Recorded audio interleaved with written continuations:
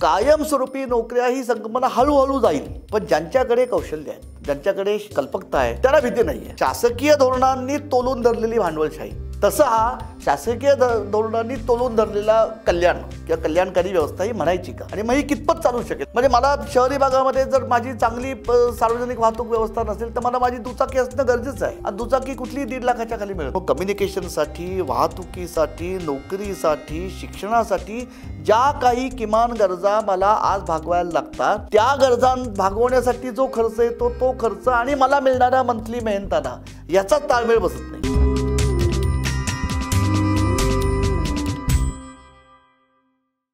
Sir, मी आता पुढच्या मुद्द्यावर येतो की जो तुम्ही सविस्तर एक काही प्रमाणात एक्सप्लेन केला होता तुमच्या पहिल्या उत्तरात, विशेषतः शहरी भागाशी जो संदर्भात आहे की तुम्हाला जर का अधिकाधिक खर्च करायचा असेल, अधिकाधिक कन्झम्पशन करायचं असेल, तर नोकरी असणं कोणत्याही स्वरूपाची ही त्यासाठीची पूर्वअट आहे का?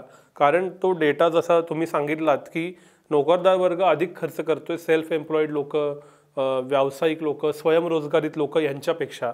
आज 30 वर्षाहून अधिक वेळ होऊन गेला ग्लोबलायझेशनला, तरीसुद्धा फक्त नोकरी, परमनंट नोकरी आपण म्हणू, कदाचित सरकारी किंवा खाजगी क्षेत्रातली, हेच फक्त इकॉनॉमिक सेफ्टीचं टूल आहे का? आणि असं असेल तर ते काय आहे नक्की? याचं उत्तर हो असं आहे माझ्या मते. आता मी याचं अगदी प्रामाणिकपणे कारण सांगतो, माझ्या आकलनाप्रमाणे, कारण ते लोकांना पटणार पण नाही. काय झालं माहिती आहे का, म्हणजे मी अगदी कदाचित तुम्हाला गंमत वाटेल, पण मी एक ज्ञानेश्वरीतली ओवी सांगतो तुम्हाला. ती ओवी अशी आहे की ज्ञानदेवाने तिथे अगदी तान्ह्या मुलाचा दृष्टांत दिलेला आहे, आणि ते असं म्हणतात की जे मातेचे स्तन्य सायासे सेवी, ते पक्वान न केवी जेवी.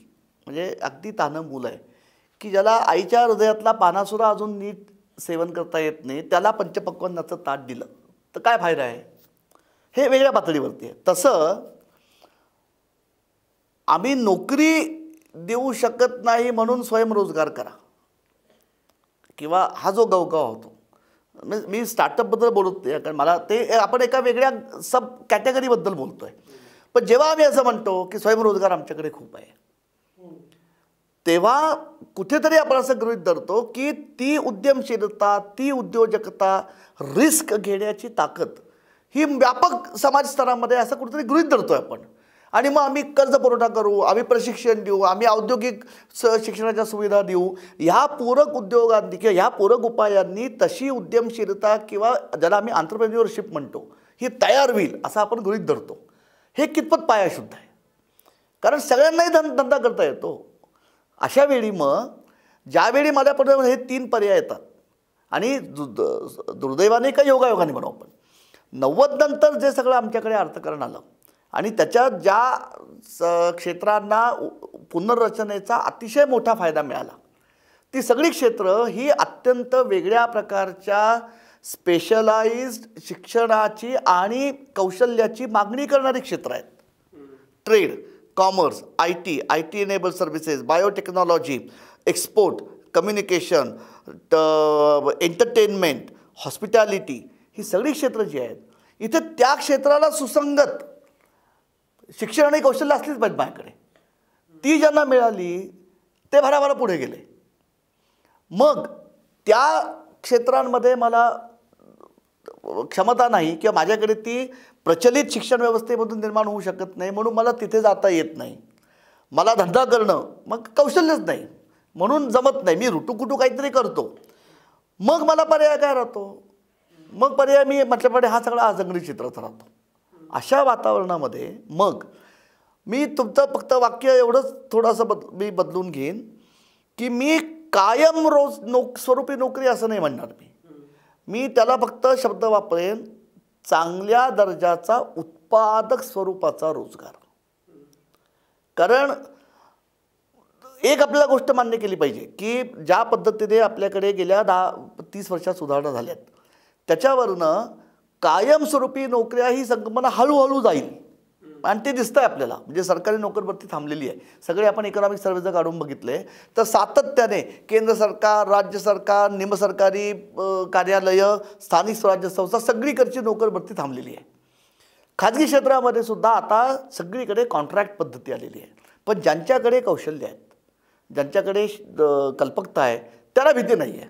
अशा वेळी मग मला चांगल्या दर्जाचा नोकरी मिळणं ही माझी गरज बनते. आणि मग पुन्हा ह्या पाहणीशी जर तसा आपण संबंध जोडला तर दिसतं ना ते, म्हणजे हे आपण नाकारणं करतं.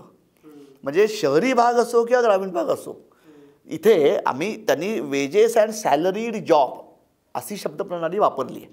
म्हणजे म्हणजे थोडक्यात ज्याचा रोजगार हंगामी स्वरूपाचा नाही आहे, काहीतरी त्याच्यात सातत्य आहे, तो म्हणजे मग यातनं मग प्रश्न असा जो होतो, म्हणजे उलटा मी त्याच्याबद्दल आपल्याला मग असा निष्कर्ष काढायला लागतो की एका पद्धतीने आम्ही जे म्हणतो ना की हो लघु उद्योग वाढले पाहिजे, स्वयंरोजगार वाढला पाहिजे, यातनं रोजगार निर्मिती होईल, पण ती किती मोठ्या प्रमाणावरती कुठल्या दर्जाची होईल हे ठामपणे सांगता येणार नाही. दुसऱ्या शब्दामध्ये मोठ्या प्रमाणावरती उद्योग आणि मोठ्या प्रमाणावरती संघटित क्षेत्रातला रोजगार हे निर्माण करण्याखेरीज गत्यंतर आत्ता तरी दिसत नाही आहे. कारण या आकडेवरून ते दिसत आहे. म्हणजे पुन्हा ती विभागणी सरळ आहे, संघटित का असंघटित. त्यामुळे तुमचा म्हणजे कायमस्वरूपी नोकरी म्हणण्यापेक्षा मी असं म्हणेन संघटित क्षेत्रामधल्या रोजगारांच्या संधी वाढत जाणं, त्या क्षेत्रामध्ये ज्या रोजगार संधी निर्माण होत आहेत त्यांचा लाभ उठवण्याकरता तशा प्रकारच्या क्षमता आपल्या शिक्षण व्यवस्थेमधनं किंवा प्रशिक्षण व्यवस्थेमधनं खूप मोठ्या लोकसंख्येला मिळणं, त्याच्यासाठी त्या पद्धतीच्या शिष्यवृत्त्या, अनुदानं, विद्यार्थी वृत्ती, वेतनवृत्ती, अर्धवेळ काम, अप्रेंटिसशिप या सगळ्या प्रकारांचा पर्यायांचा वापर करून किंवा उपयोग करून हे अतिशय मोठ्या प्रमाणावरती आपल्याला राबवायला लागेल. कारण सरकारी टेकू नये, म्हणजे जसा मी म्हणजे हा शब्द मला आवडत नाही किंवा मी इथे वापरणं करायचे अनुचित ठरेल, त्याला आम्ही क्रोनी कॅपिटलिझम म्हणतो ना, तसा हा क्रोनी वेलफेअर आहे का मग? मी क्रोनी कॅपिटलिझम म्हणजे काय की तो जो भांडवलदार आहे त्याच्या धंद्याला अनुरूप अशी सरकारी धोरणं आहेत म्हणून त्याचा धंदा बाजारपेठेत, खुल्या बाजारपेठेत जोरात चालला आहे. त्या सरकारी टेकूंचा जर आधार काढून घेतला तर तो बाजारपेठेच्या स्पर्धेत टिकणारच नाही करायचे. म्हणजे शासकीय धोरणांनी तोलून धरलेली भांडवलशाही, तसा हा शासकीय धोरणांनी तोलून धरलेला कल्याण किंवा कल्याणकारी व्यवस्था ही म्हणायची का? आणि मग ही कितपत चालू शकेल? कारण शेवटी मग मुख्य प्रश्न असा येतो की सरकार हे किती दिवस करू शकेल. आणि ही अनेक लोकांनी आता शंका व्यक्त केलेली आहे की किती काळ सरकार चालवेल. त्यामुळे तुमच्या प्रश्नाचं उत्तर की ह्या आकडेवरून तरी पुन्हा माझं जे आकलन आहे ते पुन्हा पक्कं होत आहे की संघटित क्षेत्रामध्ये चांगल्या दर्जाचा रोजगार अतिशय मोठ्या प्रमाणावरती संघटितपणे निर्माण होत राहणं हे कदाचित याच्यावरचं एक दीर्घकालीन उत्तर ठरेल. सर, अजून एक मुद्दा, मी ग्लोबलायझेशन किड आहे, मिलेनियल आहे, म्हणजे साधारणतः ग्लोबलायझेशन नंतर जन्मलेली आमची पिढी आहे आणि गेल्या 10 वर्षात जी लोक खर्च करतायत त्यातला एक मोठा वर्ग अशा या ग्लोबलायझेशन किड्सचा आहे, मिलेनियल्सचा आहे, आमच्यानंतर जेनझी आलेले आहेत. तर आमच्या पाठीमागच्या पिढीच्या कन्झम्पशन आणि एक्सपेंडिचरच्या पॅटर्नमध्ये काही मूलभूत फरक आहे का? कारण आमच्या आधीच्या पिढीत मी सातत्यानं ही म्हण ऐकलेली आहे की 1 तीळ 7 जणात वाटून खाणे किंवा एक प्रकारे काटकसरीचं जगणं, मग त्या लायसन्स राजमुळं असेल, इतर अनेक गोष्टींमुळं असेल, हे आधीच्या पिढीचं एक प्रकारचं आयडेंटिटी होती. मात्र ही जी आमची पिढी आहे ही अंथरूण पाहून पाय पसराव्याच्या ऐवजी मला ही गरज आहेच आणि त्यासाठी पैशाची व्यवस्था कशी करायची असा विचार करते का? एक सोपं सुटसुटीत उदाहरण द्यायचं झालं तर मोबाईलचं. हा स्मार्टफोन 10-15 हजार रुपयापासून पुढं 50,000 रुपयापर्यंत उपलब्ध आहेत. पण एखादी व्यक्ती किती कमावते, ती स्मार्टफोन अफोर्ड करू शकते का आणि ती कोणता स्मार्टफोन वापरते याच्यात काही कनेक्शन राहिलेलं नाही. म्हणजे मी समजा माझ्या पगारानुसार किंवा एखादी व्यक्ती त्याच्या पगारानुसार समजा स्मार्टफोन अफोर्ड करू शकत नसेल तरीसुद्धा ती अशा पद्धतीनं आर्थिक रचना बनवते की स्मार्टफोन मात्र विकत घेते. तिथं त्याच्या इकॉनॉमिक व्हायबिलिटीचा विचार होत नाही. सो हा जो कन्झम्पशन सर्वे आहे हा या बदलत्या कन्झम्पशन पॅटर्नकडं, विशेषतः हे जे मिलेनियल्स आहेत, जेनझी आहेत, यांच्याकडे कसा बघतो आणि ह्या सगळ्याबद्दल काय त्याच्यातनं हिंट्स मिळतात, काय आउटपुट मिळतं? मी अगदी प्राथमिक जे शिकवलं मला चांगल्या माझ्या गुरूंनी, मार्शल नावाचा जो इकॉनॉमिस्ट होता ना, त्याने त्याला कन्व्हेन्शनल नीड्स असं म्हटलं आहे. म्हणजे मला समाजात साधारणपणे ज्या वर्तुळात मी वावरतो त्या वर्तुळामध्ये सामान्यपणे मला जर जगायचं असेल, टिकायचं असेल तर काही गोष्टी या मला मिळवायला लागतात. म्हणजे तुम्ही म्हणता असं माझ्या लहानपणी अगदी म्हणजे मी तसा अगदी पूर्णपणे मध्यम वर्गातलाच माणूस आहे. माझ्या वेळीसुद्धा बऱ्याच वेळा मी चप्पल न घालता हिंडलेलो आहे. आता तसं दिसत नाही. आता म्हणजे आता असं मी म्हणजे केवळ मी उदाहरण म्हणून सांगतो, सिग्नलला भीक मागणारा भिकारीसुद्धा मोबाईल घेऊन असतो. त्याच्याकडे चपला विपला सगळे व्यवस्थित असतात. म्हणजे आज मोबाईल किंवा काही किमान ज्याला मी गॅजेट्स म्हणतो ती कन्व्हेन्शनल नीड्समध्ये आलेली आहेत. कारण मी त्या वातावरणात वावरतो आहे. म्हणजे मला माझा पगार किती आहे किंवा मी किती काय पण म्हणू पेलू शकतो खर्च, ह्याच्या बरोबरने किंवा कदाचित त्याच्यापेक्षा थोडं अधिक मला ज्या क्षेत्रामध्ये माझा वावर आहे तिथे टिकून राहण्यासाठी काय असणं माझ्याजवळ आवश्यक आहे, हा पैस विस्तारला आहे. आणि हे करत असताना मग जर माझ्या मासिक उत्पन्नामध्ये ते बसत नसेल तर मग मला कर्ज घेऊन ती माझी गरज भागवायला लागते. म्हणजे मी आता अगदी योगायोगाने सांगतो, काल मी आपला बसमध्ये येत असताना माझ्या शेजारी एक मुलगा बसला होता. त्याच्या बोलण्यावरनं साधारणपणे तुम्हाला मराठवाड्यातला मुलगा वाटला, कारण त्याच्या बोलण्यात त्या जिल्ह्यांचा आला. त्याच्या बोलण्यात एक वाक्य असं होतं की काल 1 तारीख होती. तो म्हणला, हे बघ म्हणला, काही करून म्हणला आज संध्याकाळपर्यंत मला 16,500 रुपयाचे हप्ते भरायचे. आता ही जी गरज आहे ना, ही मी जे म्हणतोय की कन्व्हेन्शनल नीड्स वाढल्यात आणि या एकूण सोसायटल रेट्यामुळे वाढल्यात. त्याच्यामुळे ताण येतो. म्हणजे मी असं नाही म्हणत की याचा अर्थ मी हंतरून पाहून पाय पसरावेत हे मूल्य टाकाऊ किंवा गैरलागू झालं आहे असं मी नाही म्हणणार.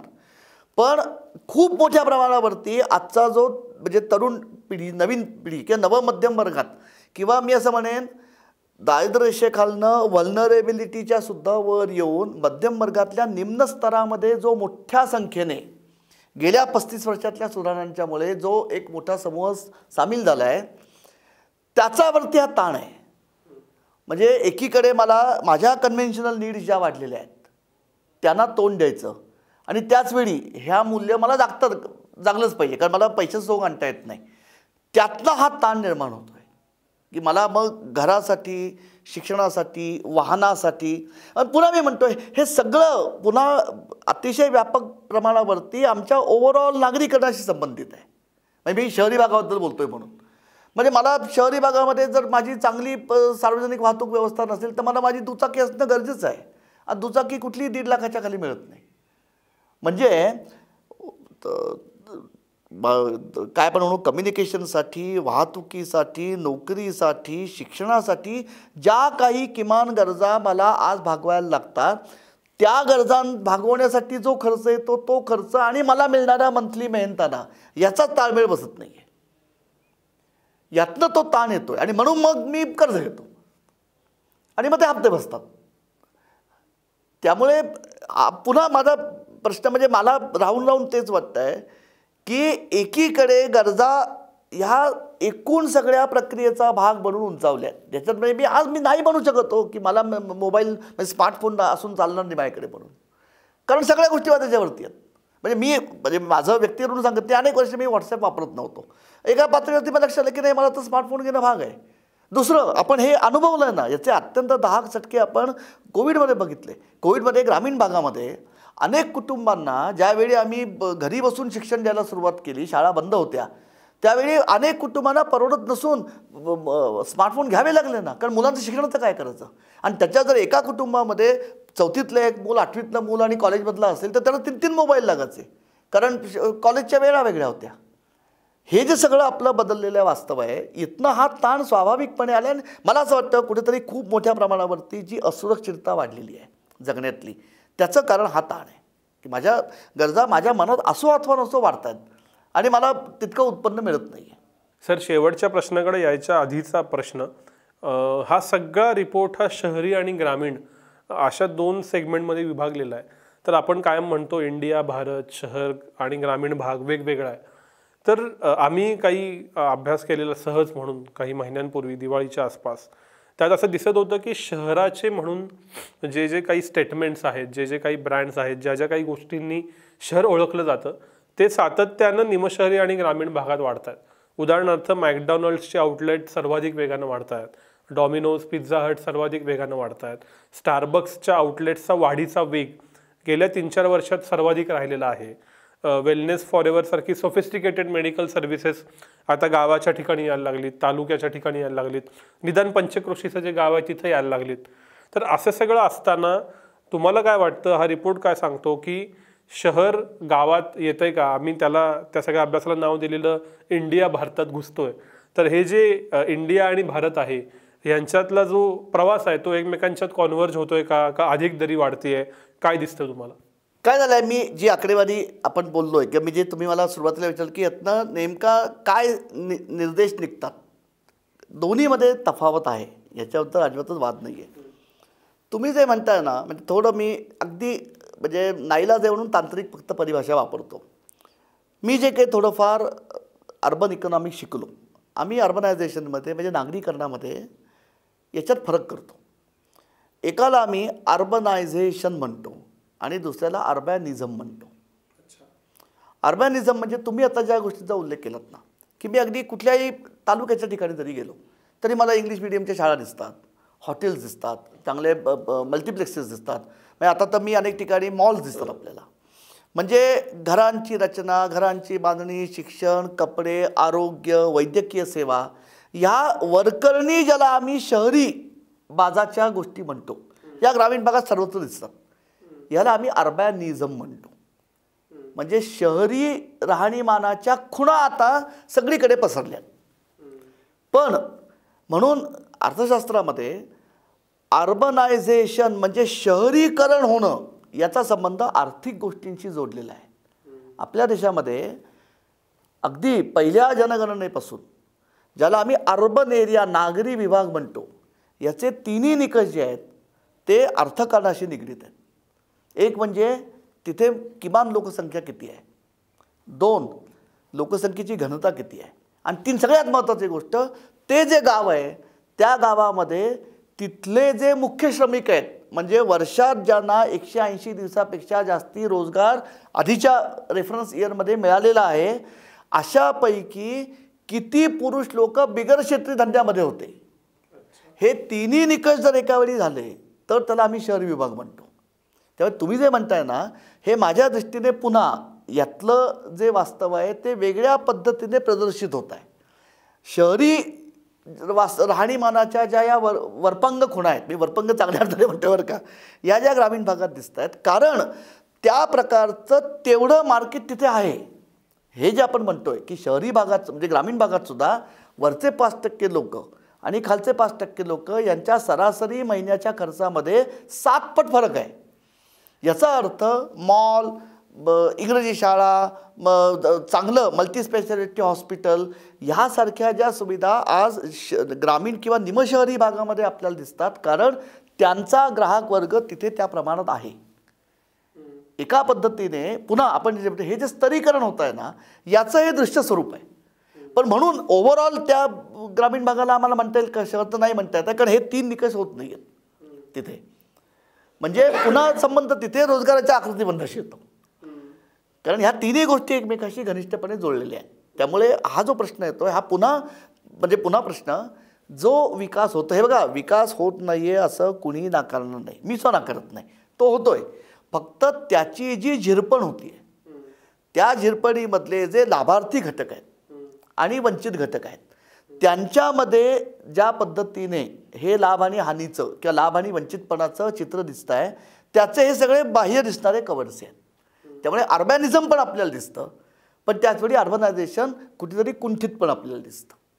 हा जो विरोधाभास दिसतोय हा म्हणजे ह्या आकडेवारीचं ते वेगळं कव्हर्स आहे. तो सर तुमच्या या उत्तरातनं सुचलेला प्रश्न आहे तो कितपत रिलेव्हंट आहे मला माहीत नाही, पण सातत्यानं एक मुद्दा आम्ही सगळं ऐकत आलो आणि वाचत आलो, ते म्हणजे भारत हे एक मार्केट आहे आणि भारताची एक ताकद ही त्याचं मार्केट असण्यात आहे. वेगवेगळ्या कंपन्या विशेषतः फॉरेन इन्व्हेस्टर्स यासाठी भारतात आल्या की 140 कोटीचा देश, सर्वाधिक डेमोग्राफिक डिव्हिडंड, त्यामुळे इथलं मोठं मार्केट ही आपली ॲसेट आहे असं मानलं जातं. पण गेल्या काही दिवसात अभ्यास केला तर असं लक्षात येतं की ज्याला आम्ही कॅलिफोर्निया युजर म्हणतो अशा युजर्सची संख्या भारतात वाढत नाही आहे. ती साधारण 2-2.5-3 कोटीला जाऊन थांबली. कॅलिफोर्निया युजर म्हणजे जे टेक्नॉलॉजी सॅव्ही आहेत, ज्यांच्याकडे काहीतरी खर्च करायला सरप्लस इन्कम आहे, ते फ्लिपकार्ट अमेझॉनवरून महिन्याला 1-2दा खरेदी करतात, ते नेटफ्लिक्स अमेझॉन प्राईम असं एखादं सबस्क्रिप्शन घेतात, म्हणजे फ्री OTTच्या पुढं जाऊन OTT वापरतात. सो मुद्दा असा की अशा प्रकारे खर्च करणारे ज्यांच्यावरती वेगवेगळ्या कंपन्या मार्केट म्हणून फोकस करू शकतात, अशांची संख्या 140 कोटीच्या भारतात 2.5-3 फार फार तर 4 कोटीच्या वर जात नाही, असं वेगवेगळ्या ठिकाणाहून आता लक्षात येतंय. आणि भारताला जर का पुढं जायचं असेल तर ह्या वर्गात असणाऱ्या लोकांची संख्या वाढवणं, की ज्यांच्याकडे सरप्लस इन्कम आहे, जे टेक्नॉलॉजी सेव्ही आहेत, जे खर्च करायला तयार आहेत, असं केल्याशिवाय भारताची मार्केट म्हणून ताकद वाढणार नाही आणि भारताचा विकास अधिक वेगानं होणार नाही असं म्हणलं जातं. मला तुम्हाला हेच विचारायचं आहे की भारताची मार्केट म्हणून स्थिती आत्ता काय आहे, ती या सर्वेतनं काय दिसते आणि तुमचा अभ्यास काय सांगतो? याचं उत्तर मी सांगू का? मला असं वाटतं की म्हणजे अप्रत्यक्षपणे कुठेतरी आपण असं बहुतेक तुम्ही सूचित करताय किंवा तुमच्या प्रश्नाचं माझं आकलन असं आहे की पुनर्रचना पर्वाला प्रारंभ झाल्यानंतर जो नवमध्यम वर्ग एकदम वाढला, त्याच्या आकारमानाचं हे गणित आहे की तो नेमका किती वाढला आहे. आणि मला असं वाटतं हे केवळ आपल्याकडे नाही आहे, हे जगभर झालेलं आहे. कारण मध्ये एक फार सुंदर रिपोर्ट मला वाटतं एशियन डेव्हलपमेंट बँकेचा, का ते तपशील माझ्या लक्षात नाही, पण एक चित्र यातनं असं दिसतं की जणू काही 10-1 वर्षापूर्वी, म्हणजे आपण असं म्हणू की प्री कोविड म्हणू किंवा प्री ग्लोबल फायनान्शियल क्रायसिस म्हणू, म्हणजे 2008च्या आधी एक चित्र असं झालं होतं की सगळ्या जगात साधारणपणे 80 सालापासून जे आर्थिक पुनर्रचना कार्यक्रम वेगवेगळ्या देशाने राबवले, त्यातनं म्हणजे देशादेशात जो नवमध्यम वर्ग तयार झाला, याची क्रयशक्ती, याची क्रिएटिव्हिटी, हा आता इथून पुढच्या काळामध्ये सगळ्या वाढ विकासाचं इंजिन ठरेल. असा एक म्हणजे त्याला म्हटलं तर थोडा शब्द कठीण आहे, पण युफोरिया हा सगळीकडे झाला होता की सगळीकडे आता नवमध्यम वर्ग खूप जोमाने आला आहे आणि त्याच्या क्रयशक्तीमधनं म्हणजे पुन्हा तो झिरपण सिद्धांतच होतो की हा जो वरचा काही आहे, पण त्याचे भारताच्या बाबतीत त्याची आकडेवारी 25 कोटीपासून अनेक ठिकाणी फिरलेली आहे.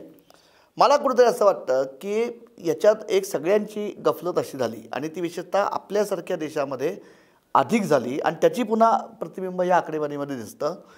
ते असं की हा मध्यम वर्ग कदाचित मी म्हणतो सांस्कृतिकदृष्ट्या एकसंध दिसेल, पण आर्थिकदृष्ट्या तो इतका एकसंध नाही आहे. हे उशिरा कळलं आपल्याला. म्हणजे जे सगळे ब्रँड्स भरा भारतामधल्या मध्यम वर्गाकडे आकर्षित होऊन आले, त्यांचं हे कदाचित मला ह्याच्यावर सुद्धा विश्वास ठेवणं अवघड आहे, कारण कुठलाही परदेशी गुंतवणूकदार कुठलाही व्यवस्थित मार्केट सर्वे केल्याखेरीज एकदम एवढी बांधिलकी घेणार नाही. पण ज्या पद्धतीने आपण बघतोय त्याच्यावरनं हा मध्यम वर्ग आर्थिकदृष्ट्या सुद्धा एकसंध आहे. हे गणित चुकलं आहे बहुतेक. आणि हे मग इथनं पण आपल्याला दिसतं किंवा मगाचा पहिल्यापासून आपण जो मुद्दा म्हणतोय की आणि याच्यावरती म्हणजे आपल्या या व्यासपीठावरती डॉक्टर हातेकर जे मागे येऊन गेले, त्यांनी याच्यावरती भरपूर अभ्यास केलेला आहे. त्यांचंही निरीक्षण पुन्हा हेच आहे की 90 नंतर ज्या सगळ्या सुधारणा झाल्या त्याच्यामुळे गरिबीच्या प्रमाणात घट झाली, याच्याबद्दल वादच नाही. मी जो म्हणतोय तो कदाचित आपण वादाकरता मुद्दा घेऊ की ते लोक वल्नरेबल सेक्शनमध्ये गेलेत.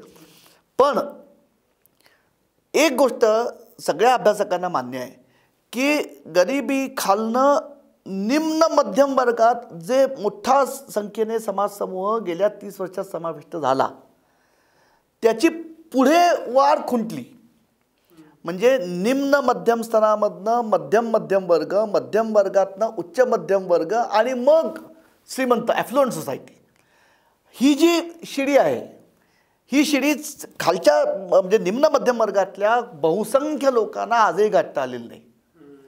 त्यामुळे जी झाली कुंठित अवस्था की पुन्हा म्हणजे मग त्या मध्यम वर्गात इथे जे आपण मगाशी म्हटलं की वरचे 5% आणि खालचे 5%, हे खालचे 5% समजा आपण धरू की ते आले दारिद्र्यरेषेच्या वरती, पण ज्या क्रीमकडे या सगळ्या ब्रँड्सचं लक्ष होतं ते असं धरत होते की जे टेक्निकली दारिद्र्यरेषेच्या खाली नाहीत ते सगळे मध्यमवर्गात आले. पण ती जी ऊर्ध्वगामी गती होती, व्हर्टिकल ग्रोथ जी होती, ती त्या गतीने झाली नाही. आणि हे सगळ्यांनी मान्य केलेलं आहे. आणि पुन्हा त्याचा संबंध इथे आहे. कारण मी पुन्हा तेच म्हणतोय की सामाजिक स्तर आणि ज्या पद्धतीचे जॉब्स तयार झालेत, त्याचा तुम्ही ज्या स्तराचा उल्लेख केलात ना, ते सगळे जिथून आपण म्हणलं की जे सगळे सेक्टर्स उदारीकरणाचा लाभ मिळाले होते, तिथे ज्यांना प्रवेश मिळाला त्यांचं प्रोफाईल पूर्णपणे वेगळं आहे. तिथं गणित सगळं चुकलं आणि हे सगळीकडे झालेलं आहे. कारण सगळ्या देशांच्या मध्ये हा फुगा नंतर फुटला की, आणि तो म्हणजे जसं म्हणत होते एकेकाळी की भारत आणि चीन हे 2 देश सगळ्या जागतिक अर्थकारणाला पुढे रेटतील, तेही कोविडनंतर आपण बघतो फसलं. पण दुसरं हेही फसलं की नगळ्या सुधारणांचा लाभ मिळाला नवमध्यम वर्ग जो आहे, that will be now growth of engine असं जे म्हणत होते. याचं कारण त्याच्यात जो एक आर्थिक पातळीवरती जो एकसंधपणा गृहीत धरला गेला तो दिसला नाही. आणि आपल्याकडे ही जी वरची शिड्या चढणं हे तर अजूनच झालेलं आहे. त्याचं पुन्हा प्रतिबिंब या सर्वेमध्ये वेगळ्या पद्धतीने दिसतं आपल्याला. सर, शेवटचा प्रश्न, ही सगळी आपण जी प्रदीर्घ चर्चा केली या सगळ्याचा बेस हा साधारणपणे आपण 1991चं ग्लोबलायझेशन असं मानलेलं आहे. आज आपण 2024मध्ये आहोत. साधारण 30हून अधिक वर्ष होऊन गेली या फिनॉमिननला. आणि गेल्या 30 वर्षात प्रामुख्यानं 2 डिस्पेन्सेशन भारतात राहिल्या. 1991 ते 96 ज्याच्यात नरसिंहराव पंतप्रधान, मनमोहन सिंग अर्थमंत्री असणारं काँग्रेस प्रणित सरकार. तेच 2004 ते 14 त्याच्यामध्ये हेच मनमोहन सिंग पंतप्रधान झाले, म्हणजे 15 वर्ष काँग्रेसची. 1998 ते 2004 99 ते 4 पूर्ण टर्म वाजपेयींचं सरकार. आणि त्याच पद्धतीचं धोरण राखून असणारी, कदाचित त्याला अधिक इंटेन्सिफाय करणारं 2014 ते 24 असं नरेंद्र मोदींचं सरकार. म्हणजे गेल्या 30 वर्षात 15 वर्ष काँग्रेसची राहिलेली आहेत, 15 वर्ष भाजपची राहिलेली आहेत. असं म्हणतात की भाजप हा ग्रोथ ओरिएंटेड डेव्हलपमेंटवर भर देतो, काँग्रेस मात्र सामाजिक न्यायावर भर देतो. त्यामुळे आत्ता जर का आपण असा विचार करायचा प्रयत्न केला की मोदी विरुद्ध मनमोहन, काँग्रेस विरुद्ध भाजप, सामाजिक न्याय का ग्रोथ ओरिएंटेड डेव्हलपमेंट, कुठला यातला मार्ग अधिक यशस्वी झाला असं तुम्हाला वाटतं? आणि 30 वर्षानंतर कुठल्या मार्गानं आपण जायला हवं असं वाटतं? मला असं वाटतं विनायक की हा म्हणजे हे संक्रमण केवळ आपल्या देशात नाही सगळीकडे घडत आहे. म्हणजे मी हे तुमचं उत्तर टाळत नाही आहे. मला असं वाटतं आहे की everybody is on a learning curve, म्हणजे इन्क्लुडिंग राजकीय व्यवस्था. मी हे कशाकरता म्हणतो तेही सांगतो. म्हणजे ज्या 2 कालखंडांचा आपण विचार करतो आहे, म्हणजे साधारणपणे आपण जगाकडे जर नजर टाकली तर 80च्या मध्यापासून सगळीकडे एकूण उदारीकरण किंवा रिस्ट्रक्चरिंग हे सुरू झालं. आणि त्याला खूप मोठा आधीचा कालखंड म्हणजे दुसऱ्या महायुद्धापासूनचा हा सगळा शासन संस्था प्रणित विकासाचा होता. तिथून आपण मार्केटकडे आलो. तेच आपल्याकडे पण झालं. आणि कुठेतरी म्हणजे 91 ते 95 हा अगदी सुधारणांची सुरुवात होती. त्याच्यानंतर आपण जर बघितलं तर भारताच्या बाबतीमध्ये 98 ते 2004 म्हणजे हा खऱ्या अर्थाने वाजपेयी सरकारची जी होती त्याला आमचे म्हणजे इकॉनॉमिक्सच्या सगळे जे अभ्यासक आहेत ते त्याला कन्सॉलिडेशनची फेज म्हणतात. म्हणजे 95मध्ये ज्या आर्थिक सुधारणा सुरू झाल्या की कुठेतरी शासन संस्थेची एका अर्थाने पुनर्रचना म्हणजे तिच्या सीमांची पुनर्रचना करून बाजारपेठेला पण वाव द्यायचा, ह्या फेजचं एका अर्थाने दृढीकरण हे वाजपेयी सरकारच्या काळात झालं. त्या काळात जी एक उभी दरी तयार झाली आणि ज्याचा पुढे राजकीय फटका वाजपेयींना बसला शायनिंग इंडियाच्या रूपाने, त्याचं करेक्टिव्ह मेजर मनमोहन सिंग सरकारने घेतलं. म्हणजे मगाशी आपण ज्या सगळ्या उल्लेख केला की सगळ्या पुन्हा कल्याणकारी योजना, पण त्या कल्याणकारी योजनांचा भर हा प्रामुख्याने पायाभूत सेवा सुविधा भक्कम करण्यावरती होता. 2014 नंतर मला कुठेतरी असं वाटतं आहे की आपणही गोंधळलो आहे का. मी गोंधळलो हे शब्द अशा अर्थाने वापरतोय की बाजारपेठ नावाची जी एक अत्यंत ताकदवान संस्था किंवा भागीदार आहे विकासाच्या प्रक्रियेतला, त्याला तर वाव द्यायलाच पाहिजे. पण ह्या पाहणीच्या बद्दल जे पुन्हा दिसत आहे की जे आमच्या अंगभूत ज्या काय म्हणू त्याला आपण अक्षमता आहेत किंवा अंगभूत दौर्बल्य आहेत, सामाजिक स्तरीकरण, आर्थिक स्तरीकरण, ह्यातनं त्या बाजारपेठीय लाभांमध्ये ज्यांना सहभागी होता येत नाही त्यांना सरकारने पण आधार द्यायचा. म्हणजे हा एक्झॅक्ट मी पुन्हा म्हणणार नाही की लंबकमध्ये येतोय का, की शासन पण पाहिजे आणि केंद्र बाजारपेठ पण पाहिजे, पण मध्येच कुठेतरी आपण आता येऊन थांबतोय का, की धड बाजारपेठ पण नाही आहे आणि धड शासन पण नाही आहे. म्हणजे मी कशा अर्थाने म्हणतोय की आज सुद्धा आपण जे म्हणतोय की हे सगळे आता जुने आपले पुन्हा पर्याय होतात. कर्जमाफी करून बघणं, लोकांना अनुदान देणं, आधारभूत किमती वाढवून देणं, हे शासन यंत्रणा त्या पातळीवरती होतीये. बाजारपेठेच्या माध्यमातून जे काही होत आहे त्याच्यामधनं ही विषमता वाढतीये. मग असं होत आहे का की बाजारपेठेच्या माध्यमातून जे लाभ ज्या गटांना मिळतात ते झपाट्याने पुढे जातात, मागे जे लोक पडत आहेत त्यांना निदान तुलनेने आणण्याकरता शासन संस्था कमी पडते. म्हणजे मग आता असं होत आहे का की आता शासन संस्थेचं सक्षमीकरण करण्याची गरज आहे. म्हणजे इतके दिवस आपण असं म्हणत होतो की, आणि हा मुद्दा एका पातळीवरती, म्हणजे मी केवळ हवेत बोलतो असं नाही म्हणणार, मला हे मानायला कुठेतरी आपले जे प्रख्यात, त्यांचा मी मागे अनेक वेळा वेगवेगळ्या संदर्भात आपण केला आहे, डॉक्टर विजय केळकरांचं जे पुस्तक आहे in service of nation, service of Republic, तिथे त्यांनी हा मुद्दा मांडलेला आहे की आता प्रश्न असा येतोय की स्टेट कपॅसिटी कमी पडते का. म्हणजे तुम्ही म्हणताय तसं पूर्णपणे स्टेट लेड ग्रोथ, पूर्णपणे मार्केट लेड ग्रोथ, ह्या दोन्ही टोकांच्याकडनं आता सगळं जग पुन्हा मध्ये येत आहे. म्हणजे एका पातळीवरती सगळीकडे अलीकडच्या काळात जो उग्र असा इकॉनॉमिक नॅशनलिझम, आर्थिक राष्ट्रवाद जो दिसतोय, चीनमध्ये आहे, रशियामध्ये आहे, अमेरिकेत आहे, त्याचं एक कारण हे पण आहे. पण आपल्यासारख्या देशामध्ये मला असं वाटतं की खरोखर आता आपण म्हणजे पेच दुहेरी आहे की बाजारपेठेमध्ये ज्यांना सहभागी होतात ते त्यांचं सक्षमीकरण करायचं आणि त्यांचं सक्षमीकरण करण्याकरता शासन संस्था आता कमी पडते.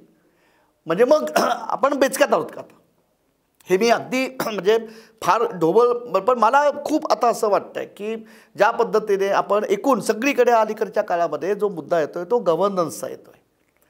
आणि हाच मुद्दा म्हणजे मला या बाबतीमध्ये डॉक्टर मनमोहन सिंगांचं खरंच कौतुक वाटतं. म्हणजे ते थोर आहे त्याच्याबद्दल, त्यांनी हा मुद्दा त्यांच्या काळातसुद्धा सातत्याने लावून धरला होता.